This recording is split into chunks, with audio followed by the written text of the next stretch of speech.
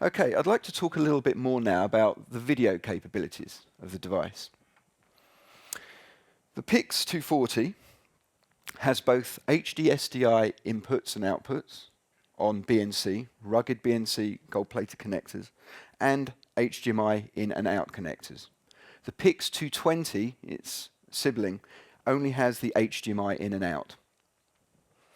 Now we connect, obviously, the output, the SDI uncompressed outputs from the cameras to the HD-SDI input. We can record 10-bit or 8-bit uncompressed video via these inputs. Not only do we take the video over HD-SDI, but we can also take HD-SDI timecode and metadata and record start and stop flags and up to 8 channels of audio. We can also feed those signals from the SDI output too. I think we're one of the only companies that currently supports the new Sony HDMI timecode protocol, which they've put on their FS100 small form camera. Sony came out with their own protocol for timecode over HDMI. There's no official standard. We support that, so we can read timecode over HDMI and trigger to it, trigger record from that record run timecode. So the signal comes in, we take the feeds, the uncompressed feeds, and we're recording those signals to either SSD or compact flash. But we're encoding that uncompressed signal. We're not storing it as uncompressed. We're encoding it using either Apple ProRes or DNX HD codec. The Avid DNX HD codec is the native codec to Avid.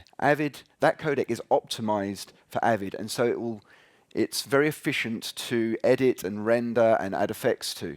And so if you're working in an Avid workflow, you would definitely choose DNX HD.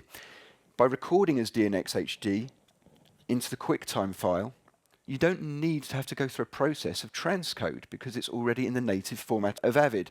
So you're saving quite a considerable amount of time in post-production. Likewise with the ProRes native codec, which is native to Final Cut Pro, we can record in that format too.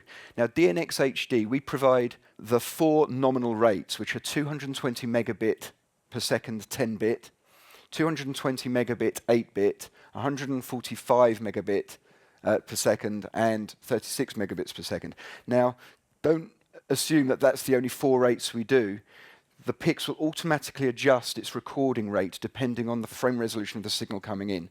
So if it's a 1080p 30, the actual data rate being recorded to disk is 220 megabits. But if it's a 1080p 24 signal, you're going to get about 80% of that. It's going to be around the 175, 180 megabits per second. PIX automatically adjusts its rate to support the input.